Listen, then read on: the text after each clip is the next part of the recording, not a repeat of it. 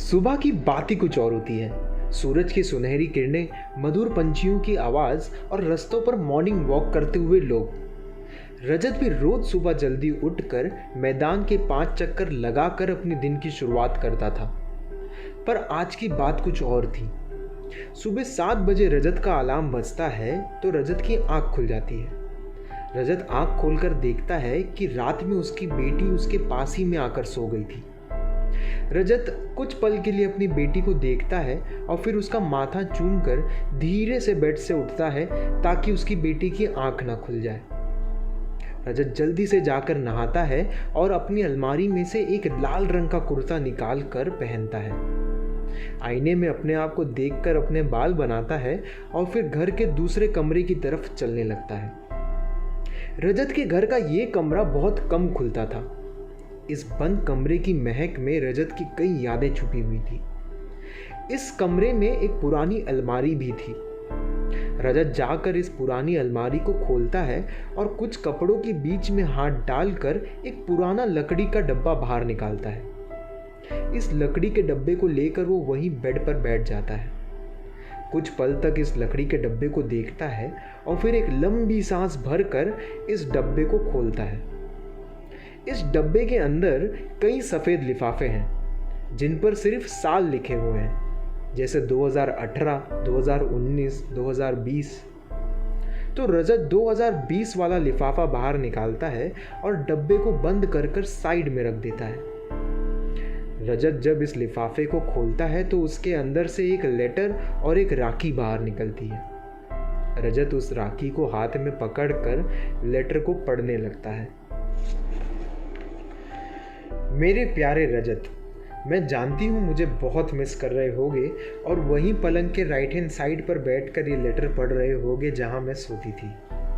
तुम्हें याद है जब हम छोटे थे तब हम सब आज के दिन के लिए कितना एक्साइटेड रहते थे।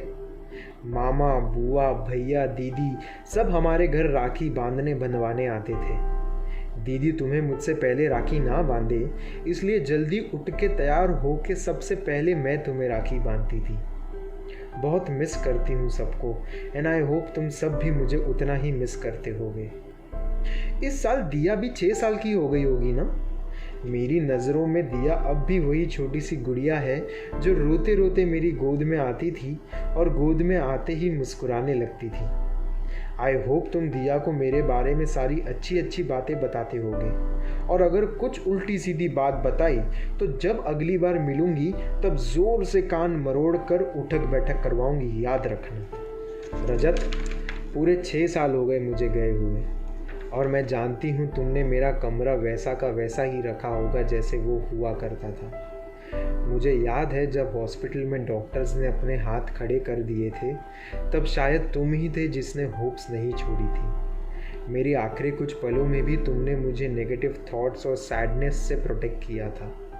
मुझे खुश रखने की पूरी कोशिश करते थे तुम और मैं जानती हूँ आज भी तुम मेरी आखिरी यादों को मेरे कमरे में प्रोटेक्ट कर रहे होगे। मैं तुमसे फिर से माफ़ी मांगती हूँ कि आज मैं तुम्हारे साथ नहीं हूँ, पर आज के दिन मैं तुम्हारी कलाई सूनी नहीं देख सकती, इसलिए तुम्हारे लिए राखी छोड़कर आई हूँ, बंधवा लेना। ढेर सारा प्यार, तुम्हारी बहन दिया। रजत धीरे से अपने बेड से उठता है और दीवार पे टंगी अपनी स्वर्गवासी बहन दिया की तस्वीर को छूकर मुस्कुराता है। इतने में वहाँ उसकी बेटी दिया आती है और वो अपने पापा से पूछती है, पापा क्या आप बुआ से बात कर रहे हो? तो रजत अपनी बेटी के सामने घुटनों पर बैठता है और कहता है हाँ, और इस बार बुआ ने आपको एक टास्क भी दिया है। बुआ चाहती हैं कि आप उनकी तरफ से मेरी कलाई पर ये राखी बांधें। तो दिया पापा से कहती है कि ये तो कितना इजी टास्क है। दिया अपने पापा की कलाई पर राखी बांधती है और रजत अपनी बेटी दिया को गले लगा लेता है। रक्षाबंधन एक ऐसा त्यौहार जिसका सभी भाई बहन बड़ी बेसब्री से इंतज़ार करते हैं। तो सभी भाई बहनों को मेरी तरफ से अ वेरी हैप्पी रक्षाबंधन। और अगर आपको मेरी ये छोटी छोटी कहानियाँ अच्छी लगती हैं तो प्लीज़ मेरा चैनल टेल्स बाय एम को सब्सक्राइब करना मत भूलिएगा। Thank you.